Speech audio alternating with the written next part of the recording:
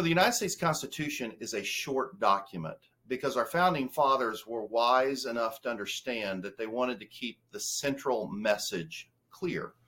Sometimes we treat the Constitution as if it's exceedingly difficult and complicated to understand.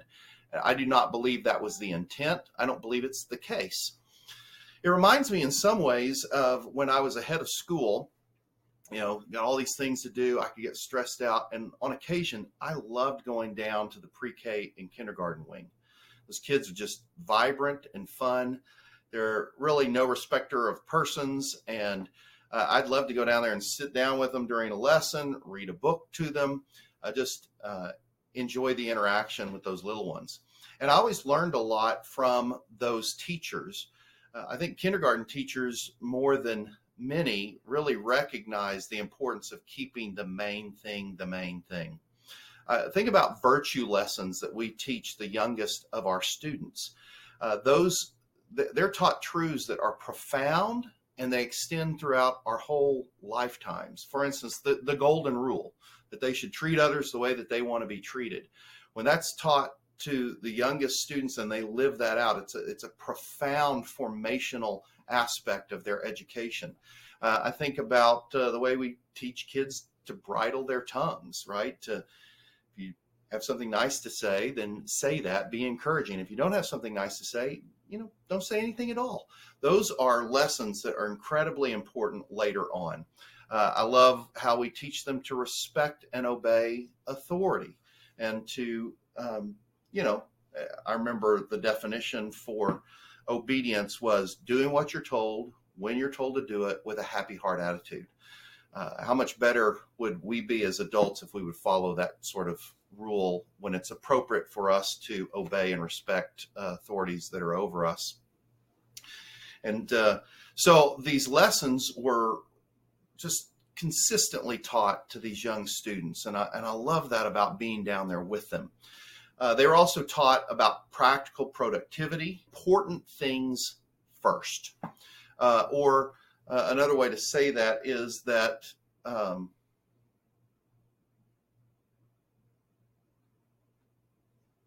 right, I'm going to go back through that whole section. I think about the power of like virtue lessons for kindergarten students. They're taught things that if they keep with them. I think about the power of virtue lessons that we teach to kindergartners. They're given core essential elements that when lived out just change a life for the better. Things like the golden rule, treat others the way that you want to be treated. Those students learn that at an early age, and it changes the way they build relationships for the better. Or things like bridle your tongue, be encouraging, say nice things to people. If you don't have something nice to say, don't say anything. And of course, there are times that we need to give critique, but it's an important lesson to understand how to manage our own tongues, or respect and obedience for those in authority. I love the definition for obedience we taught over the years at schools as part of. Obedience was doing what you were told, when you were told to do it, with a happy heart attitude.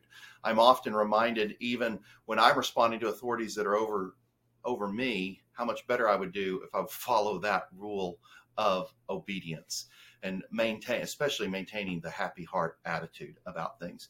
But kindergarten students are taught practical productivity. But kindergarten students are taught practical productivity. Do the most important things first.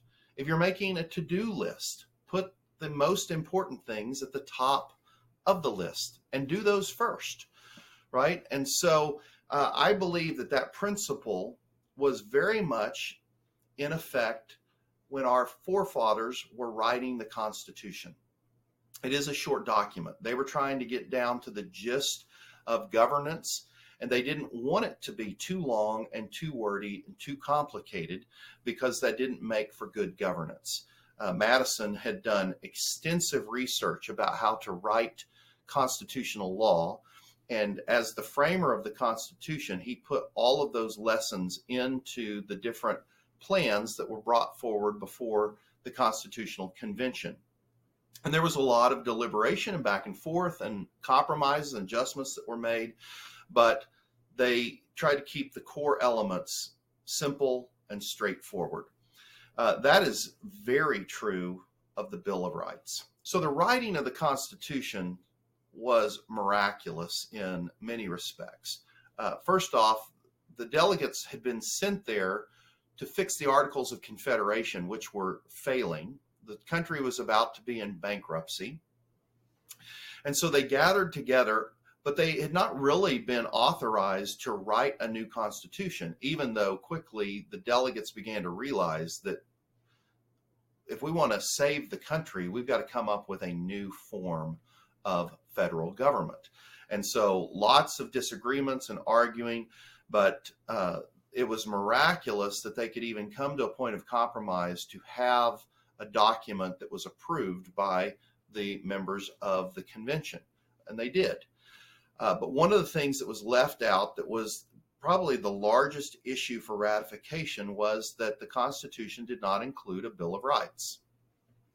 And so there was lots of wrangling about that as they began the process of ratification in the various states of the Constitution.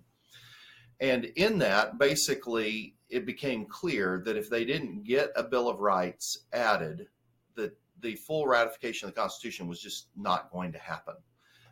And so Madison was set about to write these amendments. Now, what's fascinating about Madison is that he was very big on these individual rights, but as they created the Constitution, as he saw how difficult it was to get the compromise, he basically believed that those were inherent in the Constitution itself.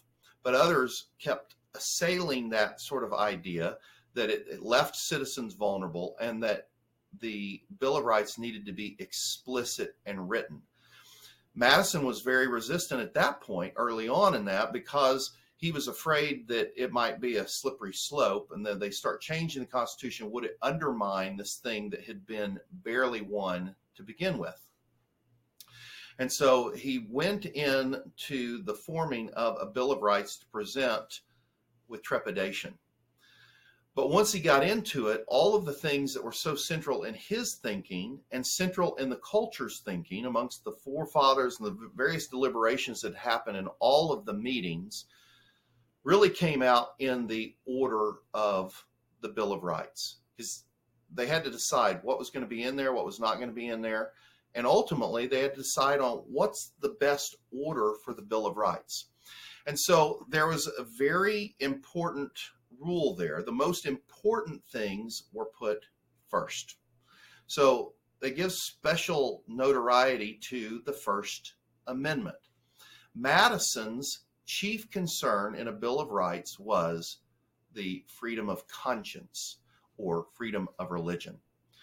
And that's why this becomes the first right ensconced within the amendments of the Constitution. So I want to actually read the First Amendment of the United States Constitution and talk about what it means and what it meant then.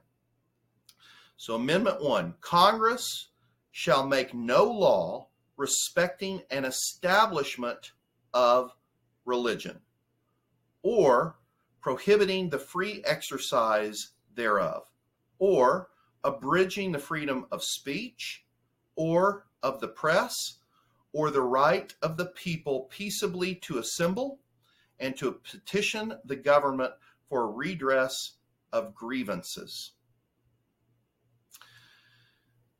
So this is a list of the things that were considered most important to the founding fathers and what they wrote in the Constitution. You'll notice that it starts with what we think of as religiously oriented rights. So they shall make no law respecting the establishment of religion. It's a prohibition. And what's behind that is that England, who we had, become independent of, had a national church. They had a tax system that took money from citizens and helped fund the church. And some of the states had adopted those same kinds of laws here in the U.S. Virginia, where Madison is from, was one of these states that would take money and give it to a particular denomination or particular church. And even though Madison was a member of that church, he did not believe that practice should go on, that the government should not take tax revenue and give it to a specific religious denomination. It wasn't because he was against religion. He was a practicing believer, actually part of that denomination. But he saw the taking of taxes and applying it to a state-endorsed particular church as prejudicial toward the other belief systems. There were lots of denominations. Most of the colonists would have called themselves Christians, but they were part of different denominations and different sort of theological schools. And so he saw the need for people to be able to live according to their conscience. Thus, this prohibition that the government would choose and endorse a particular religion or particular denomination as the state church. They're not allowed to by the Constitution. And then the second one, or prohibiting the free exercise thereof. Now, these two things were put next to one another. The first is the Establishment Clause, right? And the second is the Free Exercise Clause. If our government denies citizens the right to freely exercise their religion, we break the Constitution. We violate the Constitution. That's just the clear meaning of this text. So there's a reason why this was the First Amendment.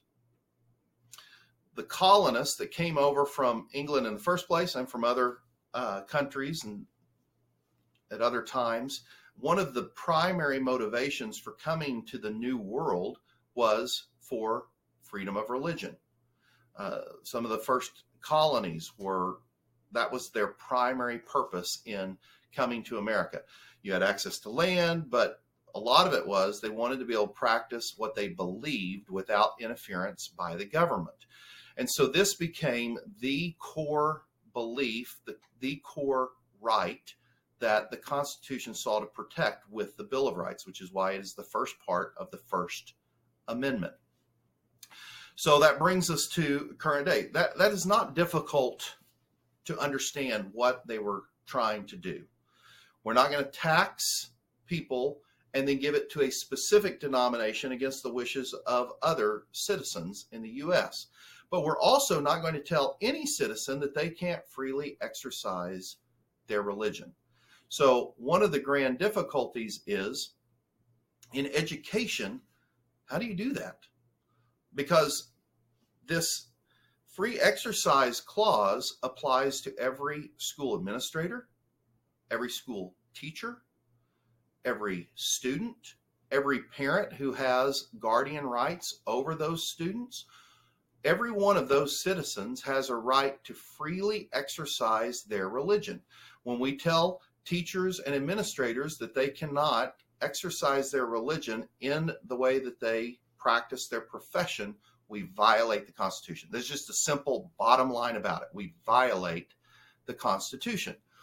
But we also, if we put students in a classroom where a teacher is teaching something that neither those students nor their parents agree with, we're violating their constitutional rights.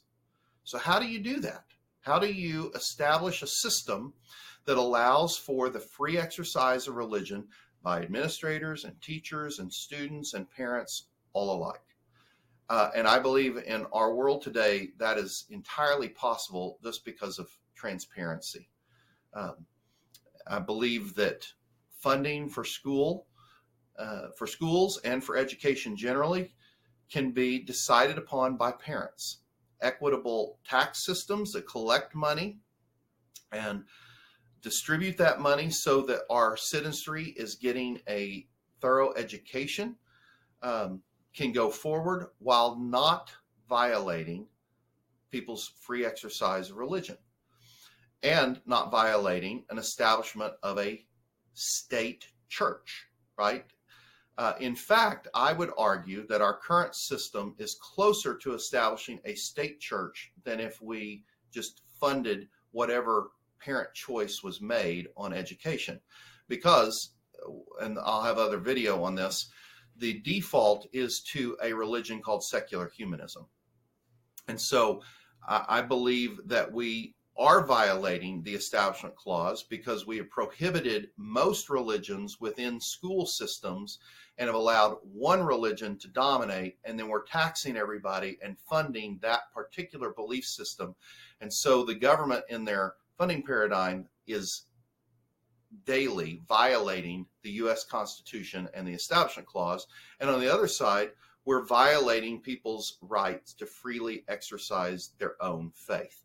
And we're doing that because we're not being transparent about what a school believes and whether they're hiring teachers that agree with their belief, and we're allowing parents to freely choose which schools align with the belief system that they are wanting their children instructed under. So those things are all answerable. So here's the thing.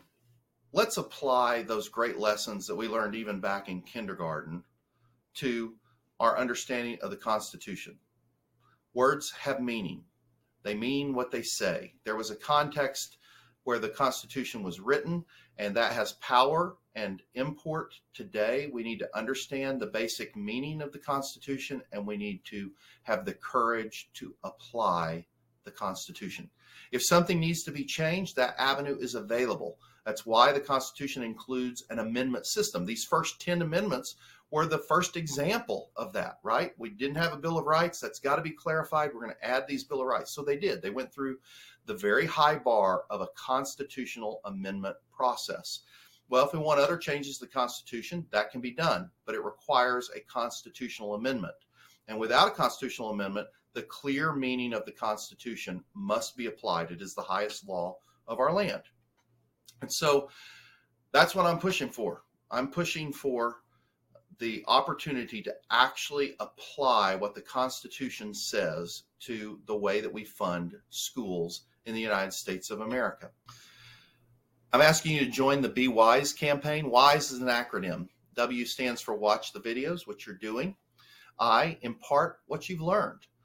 Like the videos, subscribe to the channel, share it with friends and colleagues. S stands for sign the petition. We have a straightforward petition that declares our belief that the Constitution demands religious liberty, and we want to see that in our educational choices. And then E is empowerment.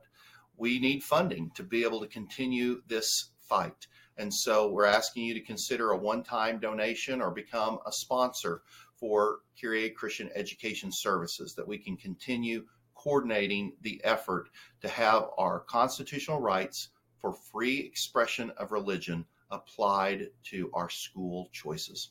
Blessings.